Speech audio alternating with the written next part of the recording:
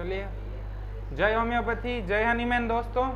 आज हम फिर एक नई दवाई के साथ आपके साथ, जिस दवाई का नाम है कॉस्टिकम। बहुत ही यूजफुल मेडिसिन और फ्रीक्वेंटली यूज्ड मेडिसिन है। बहुत प्रयोग की जाती है, स्पेशली नर्वस कंप्लेन के अंदर और वाट्स के अंदर बहुत यूज होता है ये दवाई। कब कब कॉस्टिकम हम यूज कर सकते हैं, कब कब कॉस्टिकम देना है, कौन कौन से इंडिकेशन मिलें तो कॉस्टिकम देना है, किस तरह से कॉस्टिकम सोचना है, वो देखेंगे हम आज के इस व्याख्यान के दौरान। बहुत सारी मेडिसिन दोस्तों, तकरीबन 45 मेडिसिन हो चुकी हैं।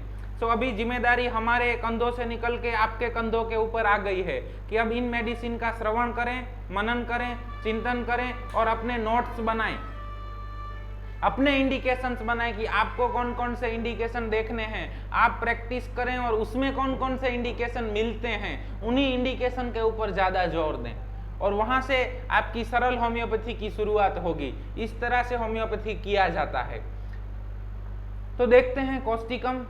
अब चिली और राइट साइडेड, ये इंडिकेशन आगे आ चुका है बहुत बार, अब हम ये आपको नहीं समझा रहे हैं। और ये इंडिकेशन हर मेडिसिन के अंदर इसीलिए ले रहे हैं कि हमारी प्रैक्टिस के दौरान, गुरुकुल के लोगों की प्रैक्टिस के दौरान इन इंडिकेशन का बहुत यूज किया गया है। हर बार बहुत सारे पेशेंट आते हैं, तो उनमें से हम उनको चिली और हॉट में कैटेगराइज करते हैं, लेफ्ट साइडेड और राइट साइडेड में करते हैं, थर्स्टी और थर्स्टलेस में करते हैं, और उसके बाद उनका सेंसेशन कौन सा है, ब्लीडिंग है, बर्निंग है, पेन है, कटिंग है, ग्रिपिंग है, ड्राइनेस है, क्या है, उसमें आगे जाके कैटेगराइज करते हैं। बस वहां जाके हमें सिमिलिमम मिल जाता है। तो ये हम ज्यादातर इन्हीं इंडिकेशन का यूज करते हैं, इसीलिए हर मेडिसिन के अंदर ये इंडिकेशन पहले लिखे हुए हैं। दूसरे इंडिकेशन का यूज नहीं करते हैं ऐसा नहीं है, दूसरे इंडिकेशन मिलते हैं उनका यूज करते हैं और फिर इन इंडिकेशन को एज ए सपोर्टिव तौर पे लगाते हैं, पोटेंशियल डिफरेंशियल फील्ड के तौर कि दूसरे 2-3 इंडिकेशन मिले जो कॉस्टिकम दे रहे हैं, लेकिन राइट साइडेड कंप्लेन है और चिली है, मतलब कॉस्टिकम इज फाइनल। अभी मरीज को कॉस्टिकम ही देना है, चाहे उसका दिक्कत कुछ भी हो, चाहे उसको वाट्स हो, चाहे उसको कॉलीफ्लावर लाइक ग्रोथ हो, चाहे उसको ट्यूमर ही क्यों ना हो, चाहे कार्सिनोमा ही क्यों ना हो, चाहे ल्यूकोरिया हो, चाहे ट्राइजेमिनल न्यूरल्जिया हो, चाहे पैरालिसिस हो, चाहे साइटिका का दिक्कत हो, दिक्कत कोई भी हो, हमें उससे कोई मतलब नहीं है। हमें मतलब है पोर्ट्रेट ऑफ द डिसीज से, जो एपोरिज्म नंबर 6 के लास्ट वर्ड जो हनीमैन साहब ने लिखा है, पोर्ट्रेट ऑफ द डिसीज, उसका मतलब क्या होता है कि आपको केस लीजिए, उस केस के दौरान आपको जो भी सिम्टम मिले उनमें से जो सिम्टम PQRS हैं, एपोरिज्म नंबर 153, पिक्यूलियर अनकॉमन सिम्टम हैं, उन सिम्टम को एक साथ रखिए। जो भी 3 सिम्टम, 4 सिम्टम, 5 सिम्टम, 15 सिम्टम मिले, उस सिम्टम को टोटालिटी ऑफ केस कहा जाता है, जिसको पोर्ट्रेट ऑफ डिसीज कहा जाता है। अब उतने सिम्टम किस ड्रग के अंदर आ रहे हैं, कौन सी मेडिसिन के अंदर वो सब सिम्टम या उनमें से ज्यादातर सिम्टम आ रहे हैं, वो ड्रग उसकी सिमिलिमम है, वो उनको दे दीजिए। बस यही होम्योपैथी है, इतना ही सिंपल है। पता नहीं हमें क्यों नहीं करना है। तीसरा इंडिकेशन है paralytic paralysis, gradually appearing, gradual paralysis है, धीरे धीरे धीरे धीरे धीरे। तो पार्किंसोनिज्म है, ओल्ड एज है, डिमेंशिया है, तो उन सब केसेस में प्रोग्रेस कैसी होती है, स्लो प्रोग्रेस, यानी graduality is the indication for causticum. चाहे वो पैरालिसिस हो, चाहे कफ हो, चाहे न्यूमोनिया हो, चाहे ट्यूमर हो, चाहे वाट्स हो, अगर ग्रेजुअली बढ़ रहा है then you have to think causticum. वहां पे दूसरे 2-3 इंडिकेशन मिलने चाहिए। राइट साइडेड कंप्लेन, वो तो हमने बात कर ही ली। Contraction of muscles, tendons, ligaments, making joint stiffness of joint मिलता है। अब ऑस्टियोआर्थराइटिस है, चाहे रूमेटॉइड आर्थराइटिस है, स्टिफनेस हो चाहे गाउट हो, स्टिफनेस ऑफ जॉइंट मिल रहा है, स्पेशली राइट साइडेड नी का स्टिफनेस हो गया है और मरीज चिली है, ओवर सेंसिटिव है, तो आपका मेडिसिन कॉस्टिकम। इतना सिंपल है, लेकिन पता नहीं हमें ज्यादा से ज्यादा इसमें, हमने कल भी आपको बोला था कि होम्योपैथी कोई माल नरिश्ड साइंस नहीं है जिसके पास लिटरेचर की कमी हो, जिसके पास नॉलेज की कमी हो। हमारे पास बहुत लिटरेचर है, बहुत नॉलेज है। हमारी होम्योपैथी ओबेसिटी से ग्रस्त है, अननेसेसरी बहुत कुछ आ चुका है। हर नया बंदा हर रोज अपनी नई फिलॉसफी के साथ आएगा, और ऐसे लोग भी आ रहे हैं जिन्होंने हनीमैन की तौर पे तो प्रैक्टिस ही नहीं की है। आप कुछ भी नया अप्रोच सीखिए, नए अप्रोच से प्रैक्टिस कीजिए, लेकिन कब? हनीमैन की दी हुई गाइडलाइन से तकरीबन 10,000 केसेस ले लेने के बाद। आप 10,000 केसेस के अंदर हनीमैन सर के मुताबिक प्रिस्क्रिप्शन करेंगे, फिर आपको पता चलेगा कि मेरे एरिया और मेरे पर्सनली वीकनेसेस कहां पे हैं, मुझे कौन से केसेस मिल रहे हैं, मेरी जरूरियात कौन सी है। हमारे एक सर थे, उनकी जरूरियात थी मास प्रैक्टिस। वो एक दिन में ज्यादा से ज्यादा मरीजों को देखने मांगते थे, तो हर बार डिटेल केस टेकिंग लेके उस तरह से नहीं होता था, तो उन्होंने चार्ट प्रिपेयर कर दिए, आप सबको मालूम है, ठीक है। तो वो उनकी जरूरियत थी, उनका पर्सनल एक्सपीरियंस था। दूसरे हमारे एक सर हैं, तो उनको 70-80% केसेस में अच्छे रिजल्ट मिलते थे, लेकिन कुछ केसेस थे जिसमें रिजल्ट नहीं मिल रहे थे, जहां पे PQRS भी अच्छे से नहीं मिल रहे थे। तो उन्होंने अपने जो वो 10,000 केसेस थे उसके अंदर कहीं ना कहीं देखा होगा कि इसमें से कुछ इश्यूज हैं जो कुछ किंगडम में मिलते हैं, कुछ इश्यूज ऐसे हैं जो कुछ फैमिली में मिलते हैं, और उसने अपने लिए उसके बाद एक अलग अप्रोच लिया। तो वो उनकी जरूरियात थी, लेकिन उन्होंने पहले हनीमैन साहब की गाइडलाइन के मुताबिक ही प्रैक्टिस की। तो आप भी तकरीबन 10,000 केसेस हनीमैन सर की गाइडलाइन के मुताबिक लीजिए, उसके बाद आपकी जरूरियात के अनुसार अपना वे अख्तियार कीजिए, और आपको हनीमैन सर के साथ अच्छा लग रहा है तो वहीं पे रहिए, कोई दिक्कत नहीं है। लेकिन जो सिद्धांत हैं उनकी लगाने की रीत बदल सकती है। फिलोसॉफी माने सिद्धांत है, लॉ ऑफ सिमिलिया। तो लॉ ऑफ सिमिलिया कोई फिजिकल पर्टिकुलर के बेज पे लगाएगा, कोई डिस्चार्ज के बेज पे लगाएगा, कोई फिजिकल जनरल के बेज पे लगाएगा, कोई मेंटल जनरल के बेज पे लगाएगा, कोई डेल्यूजन के बेज पे लगाएगा, कोई सेंसेशन के बेज पे लगाएगा। सब अलग अलग रीत उनकी अलग अलग हो सकती है, लेकिन लॉ ऑफ सिमिलिया तो वही रहेगा। कोई थर्स्टी थर्स्टलेस के अंदर डिवाइड कर देगा, कोई मिनरल और एनिमल के अंदर डिवाइड कर देगा, कोई हॉट और चिली के अंदर डिवाइड कर देगा, कोई एक्यूट और क्रॉनिक के अंदर डिवाइड कर देगा, कोई सुपरफिशियल एक्टिंग डीप एक्टिंग के अंदर डिवाइड कर लेगा। लेकिन अगर आप उस तरीके से प्रैक्टिस करना चाहते हो तो जिस बंदे ने आपको इस तरह से करने को कहा है या सिखाया है, वो केस में किस तरह से सोचते हैं, उस तरह की सोच आपके अंदर आनी चाहिए। हर बार रीत अलग हो रही है, लेकिन लॉ ऑफ सिमिलिया तो वही है, ठीक है। आज से बरसों पहले हमारे यहाँ धोती पहनी जाती थी, आज जींस पैंट और टी शर्ट पहना जाता है। आगे जाके और कुछ आ सकता है। पहले लोग पगड़ी पहनते थे, फिर टोपियां पहनने लगे, और आगे जाके और कुछ आ सकता है। उन सब का गोल क्या है कि शरीर ढका हुआ होना चाहिए। फिर उसके लिए वो साल लपेट के आए तो भी शरीर ढका हुआ है। पहले साड़ीज का चलन था, उसके बाद पंजाबी का चलन आया 90s के एरा के अंदर, पटियाला, ठीक है। आज जींस और टॉप का चलन है।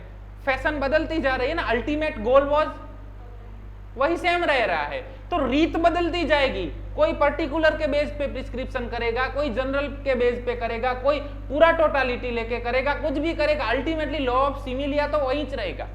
अब आप जिस जगह पे प्रैक्टिस कर रहे हो, आपकी भी एज अ पर्सन कुछ खामियां होंगी, कुछ आपके अंदर टैलेंट होगा, तो फिर आपको उस तरीके का वे अख्तियार करना है जो आपकी कमियों को कम करे और आपके टैलेंट को बढ़ाए। लेकिन कहीं पे भी लॉ बदलने नहीं चाहिए, सिद्धांत बदलने नहीं चाहिए। मालूम चल रहा है? ये होम्योपैथी है। हम किसी के अगेंस्ट नहीं हैं। बहुत से बच्चों को लगता है कि हम मॉडर्न होम्योपैथी या एडवांस होम्योपैथी के अगेंस्ट हैं। ऐसा नहीं है, वो जरूरी है लेकिन अपने जगह। हमारे लिए, हम बिगिनर हैं, हमारा प्रैक्टिस का शुरुआत है, तो अभी हमारे लिए हनीमैन साहब ज्यादा जरूरी है, ऐसा हमें लगता है। जरूरी नहीं है हम जो मानते हैं वो सब माने। हमें ऐसा लगा, हमें इससे अच्छा रिजल्ट मिला, हमने अपने दोस्तों के साथ शेयर किया, हम सब ने साथ मिलके आप सबके साथ शेयर करने का प्लान बनाया, और इसमें से गुरुकुल का शुरुआत हुआ। तो गुरुकुल यही है कि जहां पे अपना अनुभव बांटा जाता है। आपको कुछ ज्यादा मालूम है, कुछ अच्छा मालूम है, और आपके पास अपना प्रायोगिक अनुसंधान है, याद रखिए, अपना प्रायोगिक अनुसंधान है, आपके अपने केसेस हैं, तो यू आर वेलकम, आप अपना अनुभव शेयर कर सकते हैं। लेकिन कहीं से उठाया हुआ लिटरेचर लेके क्षमा कीजिएगा, किसी ने ऐसा बोला है, स्टॉलवर्ड्स ने अच्छा बोला है, वो बोले होंगे, वो उनका अनुभव है, वो आके हमें सिखाएंगे तो हम उनका भी मान्य रखेंगे। आप अपना अनुभव बताएं किसी भी चीज के अंदर, और अनुभव का आदान प्रदान है, यही लर्निंग की प्रोसेस है, इसी तरह सीखा जाता है। सीखने के लिए समर्पण जरूरी है। हम बार बार इन्हीं चीजों के ऊपर क्यों फोकस करते हैं? आप सबको लगता होगा कि एक तो किसी ने कमेंट भी किया था कि आप दूसरी बातें बहुत ज्यादा करते हो। ये दूसरी बातें ही हैं जो हम आप तक पहुंचाना चाहते हैं। मटेरिया के सिम्टम तो आपके पास भी हैं, आपके पास सॉफ्टवेयर भी होंगे, एप्लीकेशन भी होंगे, बुक्स भी होंगी, और इंटरनेट का जमाना है, सब कुछ अवेलेबल है। तो हम क्या नया बता रहे हैं? हम नया बता रहे हैं अपना अनुभव और सीखने की प्रक्रिया। समर्पण के बिना सीखा नहीं जा सकता। आपके अंदर पहले ऐसा भाव आना चाहिए कि नहीं, मुझे इनके पास से सीखना है, इस बंदे के पास से सीखना है, तभी आप सीख पाएंगे। अगर आप वहीं पे इसके पास से क्या सीखना, ऐसे तो बहुत से लेक्चर हैं, बहुत से वीडियो हैं, इसके ऊपर से तो नहीं सीखा जाता। हर बंदे के अंदर हॉट और चिली से प्रिस्क्रिप्शन नहीं होता, इससे नहीं सीखा जाएगा। अगर आपके अंदर ऐसे थॉट्स हैं तो नहीं सीख पाएंगे। उसके पहले आपके अंदर समर्पण आना चाहिए कि नहीं, मुझे सीखने की जरूरत है। हमारे पास कितने लोग ऐसे हैं जो संपूर्ण हैं, जिनको सीखने की जरूरत ही नहीं है, वो महसूस ही नहीं करते कि हमें सीखने को जरूरत है, तो वो भी नहीं सीख पाएंगे।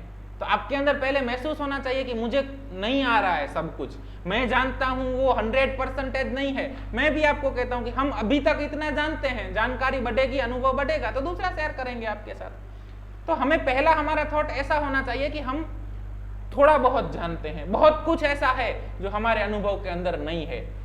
तब आपको सीखने की इच्छा होगी। अब हमारे अनुभव में नहीं है तो हम कहीं से जिसके अनुभव में है उसके पास से सीखें। तब आप गुरुकुल के पास जाएंगे, और गुरुकुल के अंदर क्या होता है, जिन लोगों को अनुभव है वो अपना अनुभव बांटते हैं। अब अनुभव जिसके पास है उस व्यक्ति के प्रति भी आपका समर्पण होना चाहिए कि इधर आने वाला व्यक्ति अपना अनुभव बांटता है, मैं सुन लूं, मुझे जो ग्राह्य होगा, जो मेरे गले से नीचे उतरेगा वो मैं लूंगा, नहीं उतरेगा तो नहीं लूंगा। लेकिन आप वहीं पे ब्लॉक हो जाते हैं। लोग हैं 2 मिनट का वीडियो चला के बंद कर देंगे, ब्लॉक आ गया।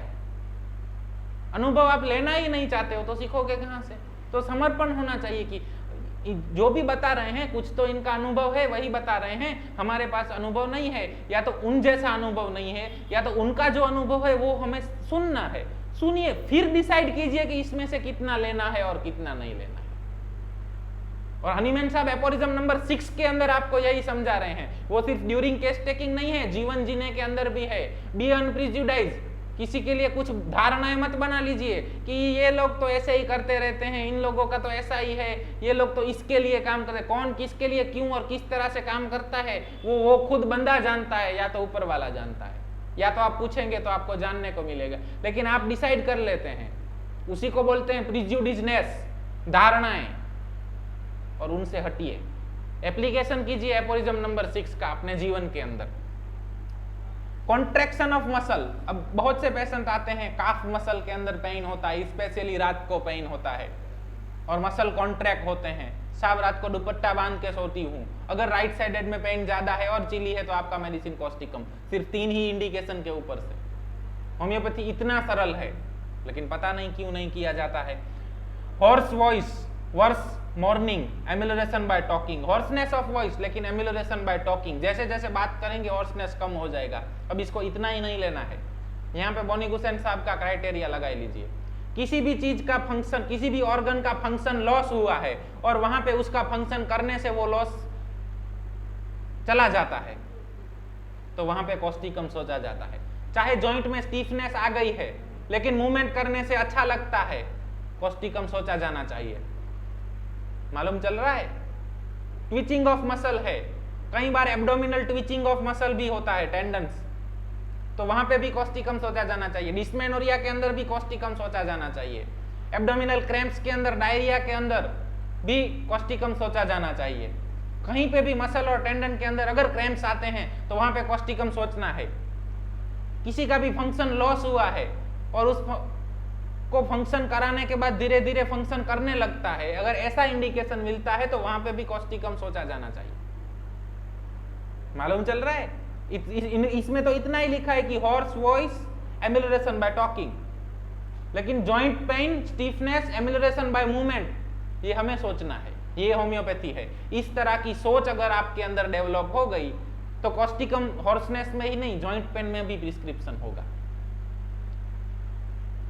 और ये होम्योपैथी है। हनीमैन साहब हमें ये सिखाने को मांगते हैं। वर्स इन मॉर्निंग, कोई भी कंप्लेन अगर मॉर्निंग में ज्यादा होता है तो भी कॉस्टिकम सोचना है।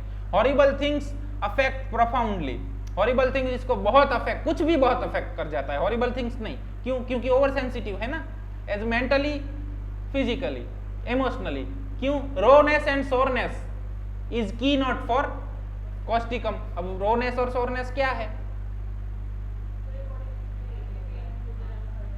रोनेस और सोरनेस किसे कहा जाता है? कैसा पेन? सौर पेन ऐसा मत बोल देना।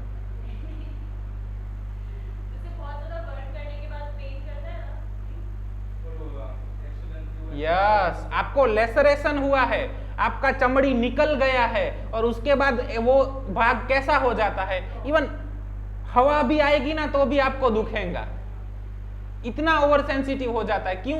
क्योंकि वो रॉ है, उसके ऊपर से चमड़ी निकल गई है। तो वैसा फीलिंग एज मेंटल लेवल और इमोशनल लेवल और फिजिकल लेवल मिलता है, तब कॉस्टिकम सोचना है। वहां पे आप फूंक मारोगे ना तो भी दुखेगा, कोई ऐसे टच करेगा ना तो भी दुखेगा। इधर आप मेरे को ऐसे करोगे तो नहीं दुखेगा, लेकिन अगर इधर से चमड़ी नहीं है, छील चुकी है, और उसके बाद ऐसे करोगे तो मैं बहुत दर्द होगा, मेरे को, मैं करहरा उठूंगा दर्द से। तो उसको वही है, हम हर बंदे को इतना ही होता है, लेकिन कॉस्टिकम में ज्यादा दिक्कत क्यों होती है? क्योंकि उसका वो चमड़ी नहीं है, सौर है, तो उसको इतना ही होगा ना, लेकिन वो दर्द से कहरा उठेगा। अगर किसी बंदे को इतना लगने से दर्द से कहरा उठता है तो वहां पे कॉस्टिकम सोचना है। At the age of emotional level, किसी को मजाक मजाक में कुछ कह दिया और उसको बहुत लग गया, तो वो क्या है? रोनेस एट इमोशनल लेवल। तुमने मुझे ऐसे कहा ही क्यों? मैंने तुम्हारे लिए क्या क्या नहीं किया और तुमने मुझे ऐसा बोल दिया। उसी तरह से मेंटल लेवल के ऊपर। लेकिन कॉस्टिकम के हर पेशेंट में ऐसा मिलना चाहिए जरूरी नहीं है, लेकिन अगर ऐसा मिलता है तो वहां पे कॉस्टिकम सोची जानी चाहिए, ये जरूरी है। जब आप इस तरह से सोचने लगेंगे तब होम्योपैथी होगा, तब आप सरल चुटकियों में होम्योपैथी कर पाएंगे। Rawness and soreness all over in throat, in respiratory tract, in rectum, in urethra, in vagina. अब rawness and soreness है तो सेक्सुअल इंटरकोर्स कैसा होगा? पेनफुल, डिस्पेरोनिया। पाइल्स होंगे, फीसर होंगे तो कैसे होंगे? पेनफुल, ठीक है। और अगर रेस्पिरेटरी ट्रैक में अफेक्शन हुआ तो एकदम कैट्राल कंडीशन होगा। थोड़ा सा भी ठंडा हवा जाएगा, गर्म हवा जाएगा तो उसको महसूस होगा, उसकी दिक्कतें बढ़ेंगी या घटेंगी। पानी पिएगा तो भी उसको महसूस होगा। क्यों? Due to rawness and sore. Full of cares, over sympathetic, weeping at trifles, trifles पे वीपिंग करेगा, एंगर करेगा, सब कुछ, anxiety, over sensitive to all, over sensitive to trifles also. Trifles मतलब छोटी छोटी बात है। Warts especially on tip of the nose, कहीं पे भी अगर वाट्स हैं तो कॉस्टिकम सोचा जाना चाहिए, लेकिन सिर्फ टिप ऑफ द नोज पे वाट है तो it is a indication for Causticum, लेकिन सिर्फ टिप ऑफ नोज होना चाहिए। अगर टिप ऑफ नोज है, नोज के अंदर है, आई के बिलो है, चीक के ऊपर है, चिन के ऊपर है, then it is generalize warts. एक जगह से ज्यादा है तो जनरलाइज वाट्स लेना है, वो भी कॉस्टिकम कवर करेगा। लेकिन हर वाट्स के अंदर कॉस्टिकम दे देना है ये जरूरी नहीं है।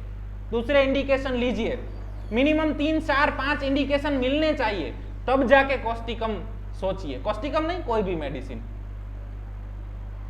हमारे कई गुरुजन हैं जो हमें कहते हैं कि अगर वाट्स मिला, आंख बंद करके कॉस्टिकम दे, रिजल्ट मिलेगा। वो अपनी जगह पे सही है, उनका उद्देश्य है मेरे अंदर कॉन्फिडेंस जनरेट करना, मैं होम्योपैथी करूं इसीलिए वो मुझे ऐसा बोलते हैं। इसका मतलब ये नहीं है कि वो गलत बोलते हैं, लेकिन एक बार आपके अंदर कॉन्फिडेंस जनरेट हो गया, फिर थोड़ा आगे चलिए, 2-4 इंडिकेशन देखने के बाद दीजिए।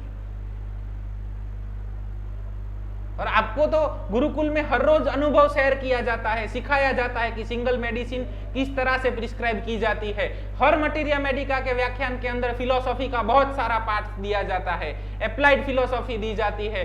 फिर आप लोग भी ऐसा करोगे तो कैसे चलेगा? मैं ये नहीं कह रहा हूं कि आपको वाट्स देख के कॉस्टिकम नहीं दे देनी चाहिए, लेकिन प्रयत्न तो कीजिए। इंडिकेशन मिलते हैं और दूसरे 3 इंडिकेशन भी कॉस्टिकम को सपोर्ट करते हैं। अब कॉस्टिकम दीजिए, आपका कॉन्फिडेंस बढ़ जाएगा। नहीं, कॉस्टिकम 4 इंडिकेशन बेस्ड है, रिजल्ट मिलना चाहिए और मिलेगा। Causation, mind, long lasting grief, care, excitement. मतलब लॉन्ग लास्टिंग ग्रीफ का मतलब क्या होता है? ओके, एक्साइटमेंट कोई भी बात को लेके क्यों होता है ऐसा? हाँ, ओवर सेंसिटिव है इसीलिए। लॉन्ग लास्टिंग ग्रीफ, बहुत सालों पहले की बात है, तुम्हें याद है हमारी शादी हुई थी और तुमने मुझे उस टाइम हम मनाली गए थे तब तुमने ऐसा नहीं कहा था। वो दुख उसको अभी भी है, वो अभी भी मुझे खींचता है। आज 20 साल हो गए शादी को, लेकिन वो 20 सालों तक कंटिन्यू ग्रीफ है और वो फिसर देता है, वो फिस्चुला देता है, या कोई भी दिक्कत हो तब वहां पे कॉस्टिकम सोचा जाना चाहिए। डिसअपॉइंटेड लव की बहुत सारी बातें हमने कर ली हैं, इग्नेशिया के अंदर, नेट्रम म्यूर के अंदर, वहां जाके देख लीजिए। लॉस ऑफ स्लीप, कॉक्यूलस के अंदर हमने देखा था कि लॉस ऑफ स्लीप के बाद अगर कोई दिक्कत होती है तो वहां पे कॉक्यूलस सोची जानी चाहिए। अब कॉक्यूलस के साथ साथ कॉस्टिकम भी सोचा जाना चाहिए। Nervous headache, loss of sleep after chilly patient, specially right sided, आपका मेडिसिन कॉस्टिकम। 1 मिनट के अंदर प्रिस्क्रिप्शन और सिमिलिमम। इसके सिवा भी होम्योपैथी बहुत गहरा है, बहुत कुछ है। हम नहीं कह रहे हैं कि इतना ही सत्य है, इसके अलावा बहुत है, लेकिन ये हमारे लिए, बिगिनर के लिए हमें ऐसा लगता है कि ये सरल है। Fear, fright, joy and sudden emotion, सब कुछ हमने आगे डिस्कशन किया हुआ है और इसीलिए गुरुकुल है।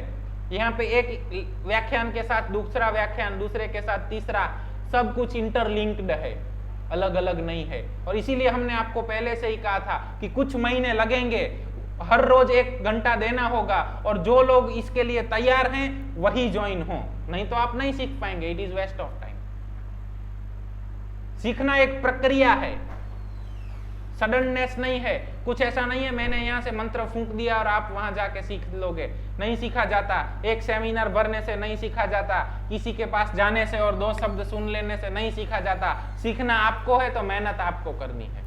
बार बार व्याख्यान को देखिए, अपने नोट्स प्रिपेयर कीजिए, उसमें से अपना रेपर्टरी बनाएं, अपने केसेस के अंदर मेडिसिन दीजिए, उन केसेस का रिट्रोस्पेक्टिव स्टडी कीजिए और उस स्टडी के ऊपर से अपने दूसरे नोट्स बनाएं, एक थियोरिटिकल नोट्स और दूसरे प्रैक्टिकल नोट्स, और जो प्रैक्टिकल है वही सत्य है। Stammering from excitement, anticipation and care, physical from suppressed eruption. अब skin eruption suppression, right sided paralysis और चिली मरीज, उस पैरालिसिस में आपका मेडिसिन कॉस्टिकम, दूसरा मेडिसिन जिंकम मेट।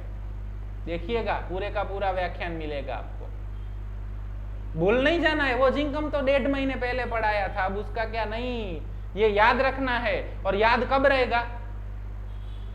जो संगीतकार होते हैं वो क्या करते हैं? रियाज करते हैं। जो नृत्यकार होते हैं वो क्या करते हैं? रियाज करते हैं। तो होम्योपैथ होते हैं वो क्यों रियाज नहीं करते? आप कहते हैं ना होम्योपैथी इज आर्ट, तो आर्ट का तो रियाज जरूरी है और रियाज करना ही है, तब जाके आएगा। ग्रेजुअली अपीयरिंग पैरालिसिस, पैरालिसिस नहीं, कोई भी दिक्कत अगर ग्रेजुअली हो रहा है तो वहां पे कॉस्टिकम सोचा जाना चाहिए। आफ्टर बर्न्स और नेवर वेल सिंस बर्न्स, अगर बर्न्स 2nd डिग्री और 1st डिग्री के बाद अगर कोई भी दिक्कत होती है, या तो बर्न्स के अंदर कोई दिक्कत शुरू है, बर्न्स के अंदर क्या होएगा? Soreness and rawness. आपका इंटर्नशिप में ही एक मरीज आया था, किसको याद है? वो छोटा बच्चा था, वो नीचे आ रहा था ड्रेसिंग करने के लिए, और हमने उसमें कौन सा मेडिसिन प्रिस्क्राइब किया था और कॉस्टिकम के बाद क्या फॉलोअप दिया था उसके मम्मी ने? ये हर रोज ढक के रखता था चद्दर से, उसको पूरा चेस्ट और एब्डोमेन के ऊपर बिग बर्न था, ढक के रखता था। इवन ड्रेसिंग कराते टाइम खोलना हो तो पंखा बंद रखाता था। क्यों पंखा बंद रखना है? इतना सेंसिटिव है, ओवर सेंसिटिव है, सोर एंड रो है कि हवा से भी उसको दर्द होता है। और कॉस्टिकम देने के बाद उसका वुंड तो वही का वही था, लेकिन तीसरे ही दिन वो पंखा शुरू था, फिर भी ड्रेसिंग करवा रहा था। तो ये कॉस्टिकम है। इंडिकेशन मिले तो दीजिए, हमने इसी इंडिकेशन के ऊपर कॉस्टिकम प्रिस्क्राइब किया था। Gradually worse in clear weather, clear weather के अंदर कंप्लेन बढ़ जाता है। Sore burns, unsteady walking and easily falling, किस में होता है? Ataxia, vertigo, old age, parkinsonism, इन सब के अंदर ये इंडिकेशन मिलेगा। और दूसरे 2-3 इंडिकेशन मिलते हैं, तो इन सब पैथोलॉजी के अंदर भी कॉस्टिकम विल वर्क। कॉस्टिकम को पैथोलॉजी से, यानी कि होम्योपैथी को पैथोलॉजी से बहुत ज्यादा लेना देना नहीं है कि उसका नोसोलॉजिकल नेम क्या है, हमें ज्यादा लेना देना है PQRS और इंडिकेशन से। वो मिल रहे हैं तो we can manage, we can treat. Semen bloody during question, अब इस इंडिकेशन को कैसे लेना है? कहीं से भी अगर ब्लीडिंग मिलता है तो कॉस्टिकम सोचिए। मालूम चल रहा है? एपिस्टेक्सिस के अंदर भी कॉस्टिकम सोचा जाना चाहिए। फिशर के अंदर ब्लीडिंग हो रहा है तो भी कॉस्टिकम सोचा जाना चाहिए। पेनफुल ब्लीडिंग पाइल्स हैं तो भी कॉस्टिकम सोचा जाना चाहिए। इरप्शन है, इचिंग, स्क्रैचिंग के बाद ब्लीडिंग निकलता है तो भी कॉस्टिकम सोचा जाना चाहिए। और सीमेन के साथ ब्लड निकलता है, यूरिन के अंदर ब्लड निकलता है तो भी कॉस्टिकम सोचा जाना चाहिए। Right side renal stone, chilly, patient blood in the urine, phosphorus के साथ कॉस्टिकम भी सोचिए। मालूम चल रहा है कैसे कैसे मेडिसिन का नंबर बढ़ रहा है? एक एक कंडीशन के लिए आपके पास 5-5, 7-7, 10-10 मेडिसिन होगा। और जब 5 सिम्टम का आप टोटालिटी बनाएंगे तो एक ही मेडिसिन आएगा जो 5-5 सिम्टम कवर करता हो, 5-5 इंडिकेशन कवर कर रहा है, और वही सिमिलिमम है, ये होम्योपैथी है। Disappearance of milk after night watching, urine retention after labour, urine retention after labour और urine retention after any surgical condition. Abdominal surgery के बाद भी अगर यूरिन रिटेंशन होता है तो वहां पे भी कॉस्टिकम सोचा जाता है। सो होम्योपैथी का वहां पे भी इंडिकेशन है। आप अगर प्रीनेट ANC, एंटीनेटल, पोस्टनेटल केसेस को देखते हैं तो वहां पे अगर यूरिन पास नहीं हो रहा है डिलीवरी होने के बाद, और डिलीवरी होता है तो क्या होता है? इंटेंस पेन ना, there is rawness and soreness at that genital tract and urine retention। Surgery होता है तो क्या होता है? rawness and soreness, intense pain, और उस दौरान अगर यूरिन रिटेंशन होता है तो it is clear cut indication for Causticum. दूसरा मेडिसिन स्टेफिसेग्रिया। तब इस तरह से अपने नोट्स क्रिएट कीजिए, ये हमारे अनुभव हैं, हमने प्रयोग किए हैं, उसमें मिले हैं। कि कोई भी चीज पढ़ते हैं, हम नहीं कह रहे हैं कि हम जो यहाँ पे आपको बता रहे हैं वो सिर्फ सत्य है और मान लीजिए, नहीं, इसको बार बार देखिए, इसके ऊपर मनन कीजिए, चिंतन कीजिए, इसका प्रायोगिक अनुसंधान कीजिए, और उसमें से आपको जो सत्य मिले उसको स्वीकारिए, नहीं मिलता है छोड़ दीजिए। जरूरी नहीं है हम कह रहे हैं वो सत्य हो, चकासिए। Appetite vanish at sight of food during pregnancy by sight और स्मेल, भूख बहुत लगी थी लेकिन स्मेल आई और चली गई, नोजिया हो रहा है, रोनेस एंड सोरनेस है, चिली है राइट साइडेड, आपका medicine desire for smoked meat and pungent thing. अब स्मोक्ड मीट, अब यहां पे आपको बहुत इंडिकेशन नहीं मिलेगा, लेकिन desire for chicken tikka, desire for paneer tikka dry, मालूम चल रहा है? Desire for potato, specially dried potato. क्या करते हैं? पनीर टिक्का ड्राई बनाते हैं, पनीर टिक्का चिली बनाते हैं, तो क्या करते हैं? उसमें चिकन होता है, अगर चिकन टिक्का बनाया तो उसमें क्या करते हैं? ये आपको कुकिंग भी आना चाहिए ना। हाँ वो तो होता ही है, लेकिन उसमें जो पनीर होता है उसको क्या करते हैं? उनके पास क्या होता है? एक स्टिक होती है। अगर चिकन होता है तो चिकन, पनीर होता है तो पनीर, उसको क्या करते हैं? स्टिक के अंदर लगा देते हैं और फिर उसको क्या करते हैं? अंगारों के ऊपर रखते हैं ना। तो ये स्मोक्ड मीट है। अगर ऐसा मिलता है तो वहां पे भी कॉस्टिकम सोचिए। हमारे यहाँ क्या कहते हैं? ऑनियन होता है ना, तो हमारे जब बचपन था तो, अभी तो क्या है सब 5-5 रुपए में दुकानों के ऊपर सब कुछ मिलता है, तब नहीं मिलता था और हम लोग गांव में रहते थे। तो कांदा होता है ना, रात को जब वो चूल्हा चालू होता है तो कांदा उसके अंदर डाल देते हैं, वो एकदम उसके जो ऊपर की पोपड़ी होती है वो तो जल जाती है, फिर उसको निकालते हैं, वो सब निकाल के खाते हैं, तो वो भी स्मोक्ड थिंग है। सो desire for any smoked thing. अब आपको मालूम होना चाहिए कि वो बोल रहा है कि हमें पनीर टिक्का चिली पसंद है, तो वो स्मोक्ड आता है और नहीं आता है।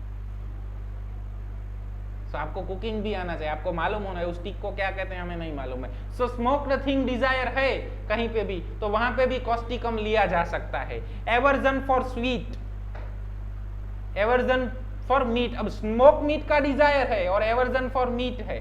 सो मीट डिजायर मिलता है तो भी कॉस्टिकम सोचना है, मीट एवर्जन मिलता है तो भी कॉस्टिकम सोचना है। ऐसा मन के अंदर ग्रंथि नहीं बैठा लेनी है कि कॉस्टिकम के अंदर कॉस्टिकम के अंदर डिजायर फॉर मीट ही होना चाहिए, इसमें तो एवर्जन है तो कॉस्टिकम नहीं देना है। नो, नहीं देना है वाला होता ही नहीं है। जो मिल रहा है उसके ऊपर कंसंट्रेशन कीजिए और जिंदगी के अंदर भी यही कीजिए। जो नहीं मिल रहा है वो मत सोचिए, जो मिल रहा है वो सोचिए। आज साइकिल है तो साइकिल पे जाइए, मेरे पास फरारी होनी चाहिए ऐसा मत सोचिए। कई लोग ऐसे हैं जिनको साइकिल भी नहीं मिलती है। एक बहुत अच्छा इंग्लिश का कुछ कहावत है कि आप जो लाइफ जी रहे हैं ना, वो लाइफ जीने के लिए बहुत से लोगों का ड्रीम है। एग्रावेशन बाय फैटी फूड, दूसरा मेडिसिन पल्सेटिला। अब आपको इस तरह से अपने नोट्स बनाने हैं कि फैटी फूड एग्रावेशन, आपको हमने बोला है 100 से 150 सिम्टम का नोट्स चाहिए हमें, और वो आपका अपना रेपर्टरी होगा। और जब भी आपको बोले, मरीज बोले घी खाने के बाद दिक्कत होती है, तो रिच फूड या fat food aggravation, pulsatilla, Causticum, patient hot है या चिली, चिली है, कॉस्टिकम दे दो, खेल खत्म। मालूम चल रहा है? ये सरल होम्योपैथी है, लेकिन मेहनत तो आपको ही करनी है। जिस तरह से रेस होती है ना, देखा है आपने, घोड़ों की रेस होती है, जो घोड़ा पहले आता है ना, उस घोड़े को पहले आना नहीं होता है। वो घोड़ा तो इसीलिए तेज दौड़ता है कि उसका मालिक उसको दौड़ा रहा है। तो यही समर्पण की भावना आपकी सीखने वाले के पास होनी चाहिए। और आप अगर गुरुकुल से सीख रहे हैं तो गुरुकुल के प्रति होनी चाहिए कि गुरुकुल हमें जो काम दे रहा है वो काम हमें करना है। फर्स्ट आओगे, पता चला, रिजल्ट मिलेगा, लेकिन आप वहां पे अपना दिमाग लगाओगे, ये तो कहते रहते हैं, ऐसा थोड़ी होता है, हमें हमारे तरीके से करना है। नहीं भेजा है, मैंने 10 दिन से होमवर्क नहीं भेजा है, क्या कर लिया इन्होंने? कुछ नहीं। लेकिन आपको आज से 10 दिन पहले पढ़ाने वाली मेडिसिन याद नहीं होगी। वो पेशेंट आपके पास आएगा तो आप उसको कुछ नहीं कर पाएंगे, आप मरीज में से वो इंडिकेशन नहीं पकड़ पाएंगे, आप मरीज को वो मेडिसिन नहीं दे पाएंगे। नुकसान किसका हुआ? जो घोड़ा नहीं दौड़ता है वो पीछे रह जाता है। अब आपको सोचना है कि आप गुरुकुल के द्वारा दिया गया कार्य आपको करना है कि नहीं करना है, क्योंकि गुरुकुल चाहता है कि आप सब फर्स्ट आए, आप सब के क्लिनिक अच्छे से चलें, आप सब के पास आने वाले मरीजों को अच्छे से अच्छी सारवार मिले, अच्छे से अच्छी दवाई मिले, और उन सब को एपोरिज्म 2 फॉलो हो, rapid, gentle and permanent cure मिले। लेकिन इसके लिए आपको अभी रेस के दौरान तकलीफ सहन करनी होगी, फिर भी दौड़ना होगा, काम करना होगा, और तब जाके सीख पाओगे। स्वेलो द रॉन्ग वे और इट कम्स थ्रू नोज। एक मरीज थे हमारे पास, ये इंडिकेशन लेके आए थे और हमने उनको कॉस्टिकम प्रिस्क्राइब किया था। खाना खाते हैं और वो नाक में से बाहर निकलता है, तो वहां पे भी कॉस्टिकम सोचना है। अब माइंड, आप सब इसी के लिए इंतजार करते हैं और इसीलिए हम आखिर में लेते हैं कि जिनको सिर्फ माइंड पढ़ना वो सीधे टूक करके आखिर में आ जाए, माइंड पढ़ लें। Over sympathetic, weeps from sympathy, रोना आ जाए, इतना सिंपैथेटिक कि किसी का दुख देख के रोना आ जाए, वो सहन नहीं कर पाता कुछ भी। क्यों? क्योंकि रो एंड सोर है। कॉशियस, एंजियस, कॉशियस मतलब ध्यान रखने वाला, कुछ गलती तो नहीं हो जाएगी। एंजियस मतलब जिसको ज्यादा चिंता रहती है। Anxiety with fear. सेंसोरियस मतलब नहीं, सेंसोरियस मतलब what is sensor board? Sensor board का क्या काम है? नहीं, वो उसका काम नहीं है। आपने फिल्म बनाया है। तो उसमें कौन से सीन्स रख रहे हैं, कौन से सीन्स नहीं रख रहे हैं? नहीं, वो ऐसा नहीं बोलता है। वो तो आप डिसाइड करते हो कौन सा रखना है, कोई कौन सा नहीं रखना है। आपने मूवी बनाया तो वो उनके पास भेजा जाता है, वो डिसाइड करते हैं कि इसमें कितना सही है कितना गलत है, कि क्या होना चाहिए क्या नहीं होना चाहिए, और ये मूवी किस सर्टिफिकेट के लायक है, 18 साल से नीचे वालों के देखने के लायक है कि नहीं है। तो सेंसोरियस का मतलब क्या होता है? सेंसर पे से ही आया है सेंसोरियस, जो हर चीज के अंदर डिसाइड करते हैं, क्रिटिकल होते हैं, क्रिटिसिज्म करते हैं। सेंसर बोर्ड क्या करता है? आपकी ये चीज कट करो, नहीं तो हम आपको ये सर्टिफिकेट नहीं देंगे। मालूम चल रहा है क्यों? ये चीज 18 साल से नीचे वालों के देखने के लायक नहीं है। हाँ, एक आप अगर क्रिटिसिज्म का क्रॉस रूब्रिक लेंगे तो उसमें सेंसोरियस मिलेगा। यस, इसीलिए वो सेंसोरियस है। लेकिन हर सेंसोरियस ओवर सेंसिटिव नहीं होता है, वो ओवर सेंसिटिव हैं हर चीज के लिए, इसीलिए वो सेंसोरियस हैं। इसीलिए वहां पे कॉस्टिकम दी जानी चाहिए। हर बंदे के अंदर ये क्वालिटीज नहीं मिलेंगी। एक मूवी आपने देखा है, राजेश खन्ना का मूवी है, पुराना मूवी है, जिसके अंदर राजेश खन्ना एक मैकेनिक होते हैं, फिर वो अपाहिज हो जाते हैं, उनके दोनों बच्चे होते हैं, वो उनको निकाल देते हैं। यस, वो नौकर होता है, वो उनके साथ चलता है। मुझे मालूम है मगर ऑनलाइन में नाम नहीं बोल सकता। ठीक है, तो उस मूवी के अंदर जो सेवक होता है, जो वो नौकर होता है, वो क्या करता है? दुख के अंदर भी राजेश खन्ना के साथ होता है। वो दुख राजेश खन्ना का है, उसका तो नहीं है, फिर भी क्या करता है? अपना खून बेचाता है। एक बार नहीं, कितनी बार?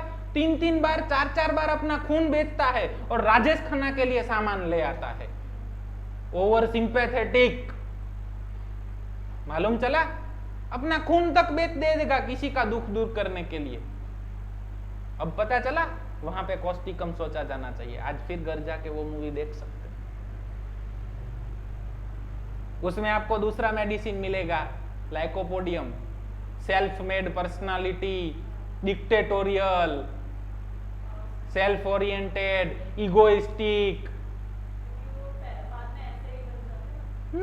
आपको तीसरा मेडिसिन मिलेगा, पल्सेटिला, माइल्ड, जेंटल, येल्डिंग, अपना पति जो कहे उसी तरीके से करने वाला। लेकिन जब बात अपने संतानों के ऊपर आती है तो ये घर जितना तुम्हारा है उतना मेरा है।